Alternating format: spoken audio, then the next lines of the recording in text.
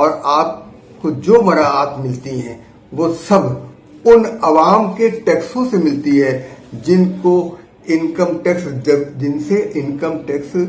بجلی کے بل میں لیا جاتا ہے، جن سے انکم ٹیکس گیس کے بل میں لیا جاتا ہے، جن سے انکم ٹیکس ٹیلی فون کے بل میں لیا جاتا ہے، جن سے جنرل سیلز ٹیکس ہر جگہ لیا جاتا ہے، ہر پروڈکٹ پہ لیا جاتا ہے، پیٹرول میں جن سے ٹیکس لیا جاتا ہے. اس کے بعد بھی ان کو کہا جاتا ہے کہ اگر تم نان فائلر ہوئے تو تم سے تمہاری شناخت چھین لی جائے گی، تمہیں سفر نہیں کرنے دیا جائے گا.